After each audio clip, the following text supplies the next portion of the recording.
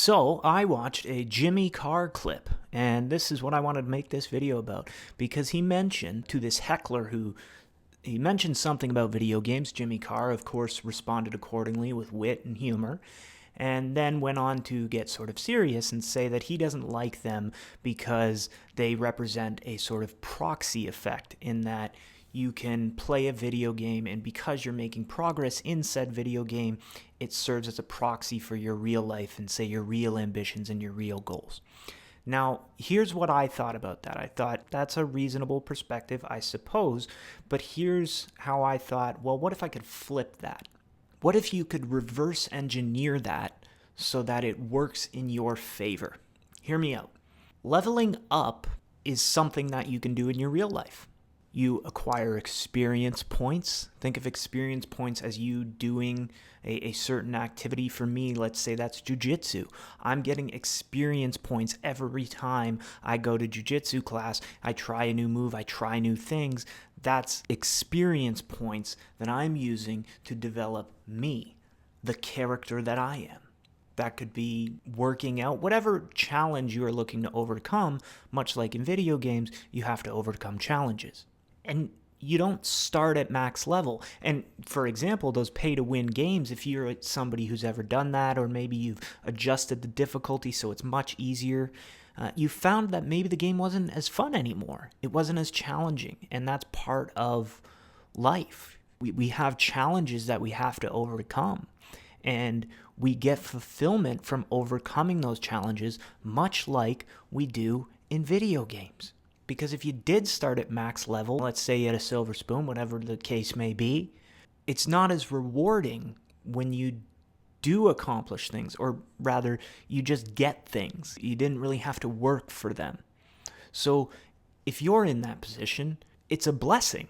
And I think that's how you should look at it. You didn't have all the things in the world from the get-go, but you have the distinct advantage of earning everything. And I know I don't want to earn everything, Cooper. I just want it to be there. Well, I don't know what to tell you then. But for the most part, you will get a sense of fulfillment from working towards getting something done, whatever that may be. You have to practice, fail, and then eventually you will improve.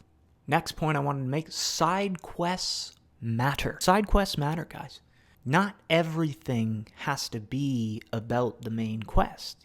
Get married, have kids, this, that, the other. Whatever that may be, whatever the main quest is on Earth, we have it all fucking figured out. Nobody has it figured out.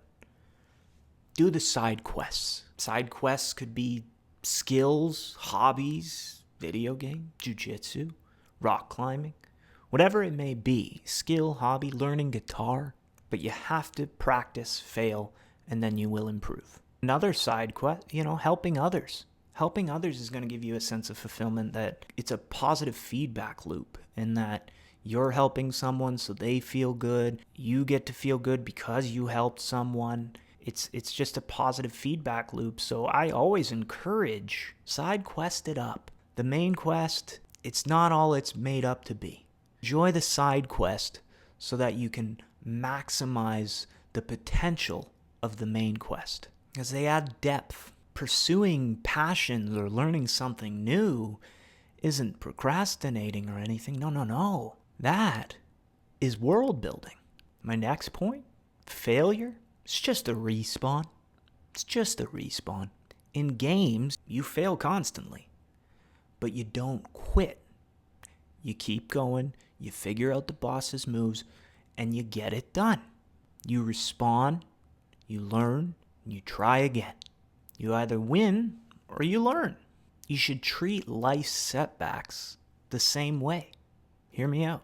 Rather than seeing them as personal failures, just see it as you took an at-bat that most others may never have done.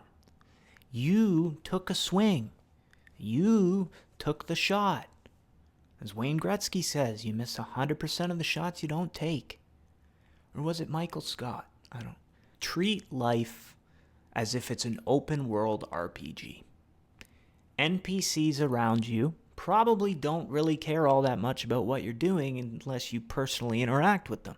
Till then, they're just sort of watching, meandering on, minding their own business. So all eyes aren't on you. Life is what you make it. So much like an open world RPG, turn the compass off, or whatever, the radar, whatever, and just fucking explore. Go around, explore. Go for a walk. Go rollerblading. Go for a bike ride. Discover things.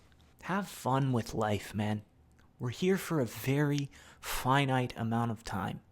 And it goes by like this. I'm 31 years old, and I can't tell you, every thought and experience I've had in my life has just led to here, which is where I am, which is where you are watching this. So explore, take in the present, do different things all the time, because when you're doing different things and you're not always in the same routine, that's the key to prolonging life, because you're constantly changing things up so it doesn't look the same. Whereas when you're always doing the same thing, it tends to blend together. And then before you know it, a year's passed. So change things up. So approach life the same way you would if you were in a video game. Because then you'd stop overthinking and just move and do the damn thing. If games can be a proxy, why not flip it? Play life like you do your favorite video game. Level up. Take risks. Embrace failure. And enjoy your journey. And I will see you on the next one. Thank you for coming out. I love you guys. Appreciate all the support. Please subscribe. Watch some more of my videos. And I assure you, it's only going to get better